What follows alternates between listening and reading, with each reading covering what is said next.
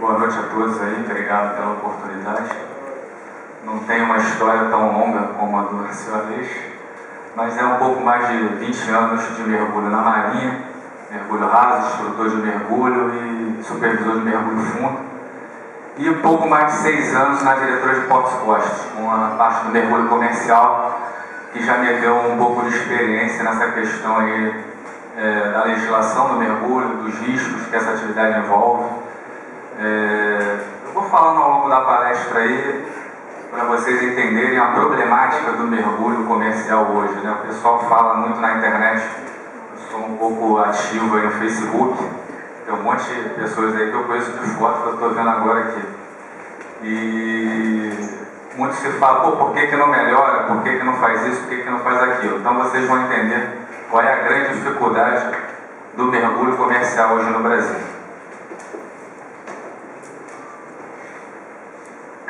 Fazer um breve histórico, falar das peculiaridades do mergulho no Brasil, fazer uma análise dos acidentes, dos principais acidentes aí que a gente pode tirar como lição, legislação em vigor, os avanços e no final uma conclusão. Bom, primeiro de tudo, a IMO é a Organização Marítima Internacional. Então é ela que dita as regras marítimas para o nosso país. Dentre algumas de suas regras, tem o Código de Segurança e Sistema de Mergulho. O Brasil é signatário da IMO, tem que cumprir na íntegra ou adaptando para o nosso país aqui o que diz essa regra. A gente não pode abrandar, a gente pode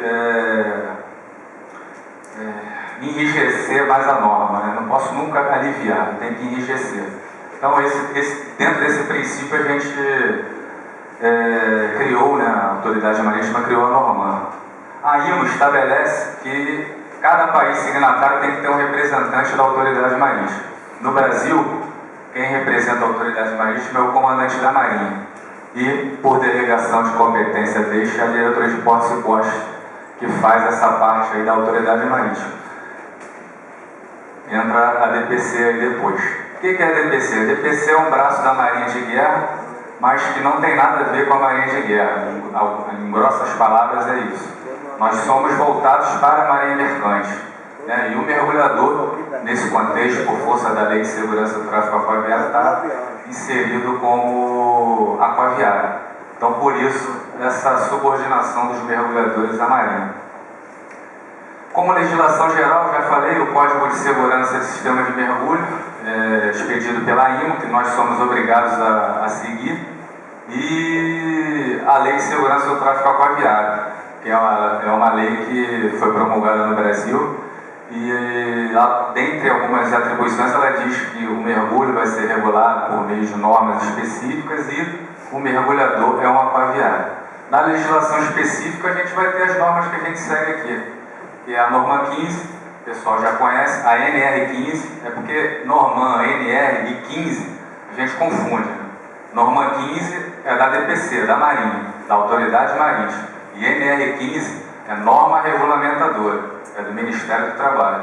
São distintas, mas que dá para serem aplicadas em paralelo, né? Principalmente porque a Marinha tem um convênio com o Ministério do Trabalho para fiscalizar esse tipo de serviço. Como eu falei, atribuições subsidiárias da Marinha, além daquelas de proteger a costa, proteger as plataformas, operar navios de guerra, submarinos, tem essas 3 atribuições subsidiárias, que é a segurança do tráfego aquaviário, salvaguarda da vida humana, prevenção à poluição hídrica. Esse é o tripé do que a DPC tem que fazer, do que o representante da Autoridade Marítima em qualquer país, aqui no Brasil é a Marinha, tem que fazer. Então, a salvaguarda da vida humana no mar, no rio, é onde a gente se enquadra aí nessa questão da segurança do mergulho. Em 2006, quem lembra do mergulho aí, né, quem já é da antiga, vai se recordar que até 2006 tinha a Norman, tinha a NR, mas ninguém fiscalizava mergulho no Brasil. Isso é fato. Talvez uma vez ou outra a capitania ia lá, olhava, mas a gente não tinha preocupação técnica de passar para a capitania o que ela tinha que ver no mergulho. Então, às vezes ela ia lá, passava e continuava aquilo do mesmo jeito, por não conhecer tecnicamente o assunto. Então, em 2006, com a minha ida lá para a DPC, foi ativada a divisão de mergulho e a gente começou a trabalhar e entender como funcionava o mergulho comercial, que até então também eu nunca tinha lido a Norma 15, né? Que, como eu falei, eu pertencia à parte operacional da Marinha. Aí fui para essa parte de Marinha Mercante, nossas regras de mergulho são diferentes, né? Mergulho militar a gente pode ir, por exemplo, a 50 metros usando o cilindro de aqualine, enfim, seja água escura, clara, coisa que aqui fora a gente não pode fazer. Em 2008, depois de assistir vários acidentes e a gente começar a criar os procedimentos para investigar o acidente, né? Para ter uma norma, a gente tem que investigar, a gente tem que fiscalizar. E se tiver um acidente, a gente vai investigar esse acidente também. Então, depois de ver vários acidentes entre 2006 e 2007, a gente chegou à conclusão que tinha que alterar a norma. E começamos os trabalhos aí de revisão da norma 15 em conjunto com os sindicatos, das empresas e dos mergulhadores, Ministério do Trabalho, da DNV. Então, fizemos um trabalho amplo que resultou em 2011 com a aprovação da norma 15, primeira revisão. Mudou bastante, mas ainda tem que mudar muitas coisas porque o aprendizado evoluiu, né? E agora, em 2012 a gente começou a intensificar a fiscalização onshore. Onshore é aquele mergulho em águas interiores, né? Parte de construção de pontes, mergulho em usinas, que ainda tem muito o que se fazer nas usinas, mas temos conseguido grandes resultados aí. Depois o Werner vai citar alguns exemplos aí de usinas, como que estão os mergulhos nas usinas. Qual é a dificuldade de se tornar o mergulho comercial mais seguro no Brasil? Estou na frente. Primeira coisa, descumprimento deliberado das normas. No Brasil nós temos uma peculiaridade que ninguém quer cumprir regra. Enquanto na Europa e nos Estados Unidos as regras não são obrigatórias, você segue se quiser, estou falando do mergulho. Tá? Se você não seguir, der uma zebra, o Código Civil lá vai te pegar, vai puxar teu pé e o preço vai ser alto. Aqui não, aqui a impunidade até certa forma reina e as pessoas jogam com a sorte. Se não tem fiscalização, não cumpro, economizo, ganho mais dinheiro e assim vai. Né? Então esse é um grande problema que a gente tem. Deficiência e dificuldade na fiscalização. Como eu falei, até 2006 ninguém fiscalizava, 2006 a gente começou esse trabalho, é óbvio que a gente não tem perna para fiscalizar o Brasil todo. É muito difícil, são muitas frentes de trabalho. Tem melhorado? Tem, mas tem muita coisa ainda a descoberta. Deficiência na formação e para a formação. Tem uma diferença nisso aí. Deficiência na formação é que, enquanto a Marinha demora 10 meses, 11 meses para formar um mergulhador raso, aqui fora a gente forma em 4, 5 semanas. Então você já começa a ter dificuldades aí nesse pessoal que é formado aqui no meio civil. Apesar de todo o rigor que a gente tem anualmente de fiscalizar todas as escolas credenciadas, a gente tem que entender que é um lado comercial aí. Na Marinha entram 100 mergulhadores, formam 30. Eles têm 2/3 de reprovação em todos os cursos. Aqui fora não dá para fazer isso porque o negócio não sobrevive. Então a gente tem essa dificuldade. Você bota 30 alunos, se forma 29, 30, às vezes 32. Eu falo isso porque é verdade, mas é um ponto que a gente ainda não conseguiu equacionar para melhorar. Por quê? O mergulho não é só conhecimento teórico. O mergulho tem a parte prática, que é muito importante e é muito difícil. Depois eu vou falar um pouco aí do que envolve o mergulho, para quem não é mergulhador, e vocês vão ver que não é só saber teoricamente o mergulho. Eu sei muito teoricamente o mergulho, mas na prática do mergulho comercial eu praticamente não sei nada. Se me colocar para fazer um trabalho lá que exige alguma técnica mais apurada, com certeza eu vou ter muita dificuldade. Por quê? Eu sei teoria, mas a prática, além dos riscos que envolvem essa atividade. Então, se você fizer um teste de piscina, como é feito na Marinha, que você leva o aluno a quase achar que vai morrer. Lá fora, no curso aqui de fora, se você fizer isso, o cara vai pedir para ir embora e não vai pagar o curso. Então a gente tem essa dificuldade também. E para a formação, apesar de a gente exigir o ensino médio agora, a partir de 2011, a gente tem que saber que o nosso ensino médio deixa muito a desejar. Então a gente acompanha a formação lá no Senai, na Davis Universo, a gente pega aluno que não sabe fazer uma regra de 3. Então, quer dizer, o cara vai ter que ainda ensinar matemática básica para o cara, ensinar um pouco de física básica para ele entender os princípios de uma tabela de mergulho, os princípios da descompressão, os princípios de uma operação. Isso é complicado. E mesmo depois de formado, se a gente for fazer um teste aí com a maioria dos supervisores do Brasil, posso falar aqui, batendo na madeira, a maioria, 90%, está aquém do que deveria estar, os supervisores de mergulho. Porque hoje, para ser um supervisor, é só o dono da empresa gostar de você. Você vai ser o supervisor agora. Então isso vai mudar. Não sei se esse ano ainda, mas o ano que vem com certeza a gente vai ter uma outra regra para supervisores. Do jeito que está, não dá para ficar um supervisor que não sabe iniciar um tratamento de um acidentado. Supervisor que não sabe o que é uma embolia traumática pelo ar. Isso é inadmissível que um supervisor tem esse nível de conhecimento e a vida dos mergulhadores estejam nas mãos dele. Isso a gente vai mudar. Questões culturais, né? A questão do descumprimento de regra, isso é a política do malandro, né? No Brasil tem muito isso. Eu me dei bem, eu burlei a lei, eu sou um cara sábio, sou um cara que todo mundo gosta. Isso é bonito até a hora que não acontece um acidente. Porque quando acontece um acidente as coisas ficam feias. Já tem empresa fechando por conta de acidente.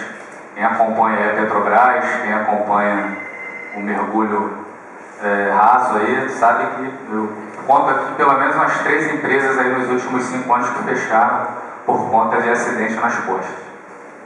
Porque teve que pagar a indenização. Mas o mergulhador tem seguro. A empresa faz seguro. Mas a partir do momento que a gente vai apurar o acidente e verifica que houve descumprimento deliberado das normas, a seguradora cai fora, a seguradora não paga. Né? Então a gente viu essa foto aí que saiu no jornal lá em Santa Catarina. Essa ponte aí é a ponte Hercílio Luz. Olha como é que o cara está mergulhando. Isso há 3 meses atrás, saiu essa foto no jornal. Né? Água sem visibilidade. Mergulho aqui deve dar uns 15 a 20 metros para fazer trabalho de concretagem. Jamais poderia estar usando esse equipamento aí como fonte principal. Mas fomos lá, apuramos, interditamos e o pessoal melhorou. Mas eu tenho certeza que quando a gente vira as costas, 1, 2 dias depois já começa a fazer tudo de novo para economizar. É isso que não pode. E se o mergulhador reclamar, mandar ele embora. Então, quer dizer, a fiscalização não depende só da Marinha, não depende só da empresa de mergulho, depende de todos nós, inclusive dos mergulhadores. Pode passar.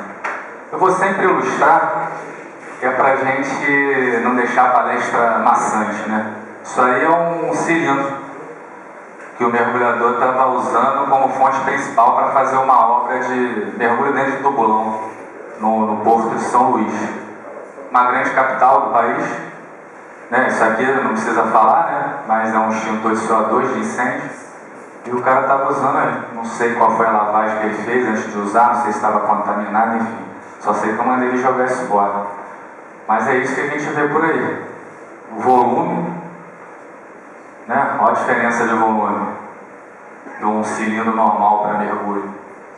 Quer dizer, a empresa botou isso aí para o mergulhador mergulhar, o mergulhador mergulhou com isso e não aconteceu um acidente por sorte. Mas a gente sabe que tem pessoas que mergulham com botijão de gás e outras coisas aí, mangueira de jardim, enfim. Isso está melhorando, mas ainda a gente pode encontrar com certeza e não precisa ir muito longe. Isso é uma câmara hiperbárica na frente do trabalho, que o pessoal usava para dormir, né? Eu fiz um simulado de acidente, não conseguiram fechar a escotilha para botar o mergulhador para ser pressurizado. A gente sabe que dentro de câmara hiperbárica não é bom ter material inflamável, né? Nada mais inflamável que um colchão cheio de óleo, mas é o que a gente vê nas frentes de trabalho. Pode umbilical, que não pode ter emenda, né? Esse aí, várias emendas aí, complicado, né? E é isso que a gente encontra em algumas frentes de trabalho. O pessoal se submete a esse mergulho, mosquetão, soltura rápida, né? Isso aí pode prender cachorro, pode prender qualquer coisa, menos o mergulhador, né? Quando der tensão aqui, o mergulhador não vai conseguir soltar esse mosquetão em caso de emergência. Pode ir. Esse seria o mosquetão correto, com a soltura rápida, o gato abre e ele consegue se soltar. O mergulhador não precisa ter isso, né? Faca de mergulho. Vai que um cabo enrosca nele, ele é preso numa rede, como é que ele vai cortar a rede com isso aí? Um canivete enferrujado. Quem é o culpado disso aí? É o contratante? Peraí. É o contratante. Pode ser o contratante também. Com certeza o contratante sempre vai ter culpa nisso aí. Porque ele contrata uma empresa achando que ela vai ser a solução técnica quando se fala em mergulho. Ou seja, ele vai ser um assessor. Só que a gente sabe que a empresa ela é regida por uma questão financeira, né? E se o empresário puder jogar com essa informação, ocultando do contratante dele, ele vai fazer para economizar. E o contratante vai achar que já está com tudo na mão, porque contratou a empresa de mergulho, vai ter todas as respostas. Nem sempre é assim. O cara vai jogar com a informação que tem. Pode. A empresa de mergulho contratada tem culpa? Tem. Quando deixa de colocar os equipamentos necessários para a execução de um trabalho, só para ganhar um contrato, porque vai cobrar menos. Quando expõe o trabalhador aos riscos do mergulho sem tomar as devidas precauções, a empresa de mergulho também tem culpa. Pode. Os mergulhadores têm culpa? Tem. Por quê? Se deixar um mergulhador chiar e se negar a fazer um mergulho em contradição à norma, vai vir outro e vai fazer aquele mergulho. Isso é um problema. Então vocês têm que se unir também. Eu nunca vi uma classe tão desunida no Brasil que é a do mergulhador. Né? Você tem um sindicato, você tem cerca de 400 mergulhadores inscritos. Acho que não, chega mais. São 4.000 mergulhadores no Brasil formados. A gente tem 400 mergulhadores filiados ao sindicato. Ou seja, 10%. Desses 10%, na última eleição, só 100 mergulhadores votaram. Que representatividade vocês vão ter? Vai brigar sozinho com a empresa? Vai perder todas. Vai falar para a Marinha que tem que mudar alguma coisa? Vai perder todas. Ainda bem que vocês têm hoje algumas pessoas, eu, comandante Leque, suboficial Leão, que ouvem. Eu vou lá no Facebook, boto minha cara a tapa. Já levei, inclusive, chamadas aí dos meus chefes. Pô, o que está fazendo no Facebook? Eu falei, eu acho que eu estou ajudando. Mas, se a Marinha simplesmente fechar a porta para vocês, não vai ter representatividade. Agora, se tiver um sindicato de classe, vai. Tem Sintasa, Sindisub, seja lá o que for, tem que ter uma representação. Do jeito que está, vocês não vão conseguir nada. Culpa dos órgãos de fiscalização? Claro, Marinha tem muita culpa nisso. Até 2006, estava nem aí para mergulho. A partir de 2006 começamos a trabalhar. Mas ainda assim, tem muito trabalho a fazer e nossas pernas são pequenas para alcançar tudo. Por isso que eu falo, se os mergulhadores estiverem unidos, se as empresas de mergulho estiverem cientes do que tem que fazer, se as contratantes de empresas de mergulho souberem o que contratar e o que exigir da empresa de mergulho contratada, a gente vai chegar em algum lugar. Agora, se ficar esperando só a Marinha resolver o problema, não vai ter como. E as pessoas falam isso no Facebook para mim. Pô, o salário está uma porcaria. A Marinha não tem a ver com o salário. A Marinha tem a ver com a segurança. O salário depende de quem? Da classe. Né? Vocês veem aí a CUT, não sei o que, o Lula foi um representante de classe, é assim que se consegue. Agora, se vocês não se unirem em prol do melhor salário, a Marinha não pode fazer nada nas questões salariais. Por que o mergulho é tão perigoso? Tem gente aí que não é mergulhador, não tem? Quem são? Tem? Então tem. Então vamos lá. A gente tem da superfície até a estratosfera lá, que é uma das últimas camadas da atmosfera, não sei quantos quilômetros agora tem, mas são muitos. A gente tem uma atmosfera de pressão, que é mais ou menos 1 kg/força por centímetro quadrado. Quando a gente desce 10 metros, a gente dobra essa pressão. Então chamei a atenção, isso vai sucessivamente a cada 10 metros. Eu botei em vermelho aqui, porque é a única hora que a pressão dobra. E os acidentes de mergulho ocorrem, em sua maioria, principalmente os mais graves, por variação de pressão.